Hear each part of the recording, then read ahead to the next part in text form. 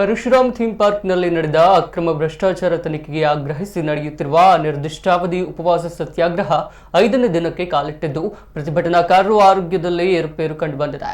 ಪರಶುರಾಮನ ಪ್ರತಿಮೆ ನೈಜತೆ ಹಾಗೂ ಗುಣಮಟ್ಟ ಪರಿಶೀಲನೆಯ ಬೇಡಿಕೆ ಈಡೇರಿಸುವಂತೆ ಒತ್ತಾಯಿಸಿ ತಾಲೂಕು ಕಚೇರಿ ಮುಂಭಾಗದಲ್ಲಿ ಧರಣಿ ಕೈಗೊಂಡ ಸಮಾನ ಮನಸ್ಕರ ತಂಡ ಶಾಸಕ ಸುನಿಲ್ ಕುಮಾರ್ ವಿರುದ್ಧ ಗಂಭೀರ ಆರೋಪಗಳ ಸರಮಾಲೆ ಇದ್ದು,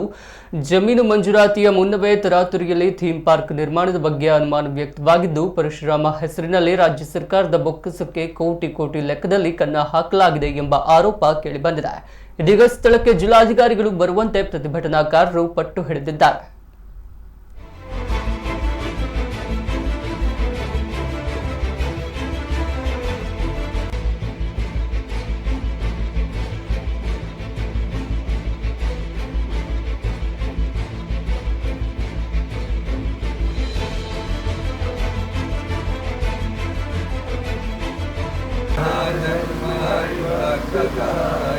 और देवता चित्त करे हनुमत से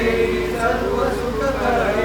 संकट कटे मिटे सब पीरा जो सुमिरै हनुमत बलवीरा जय जय जय हनुमान गोसाई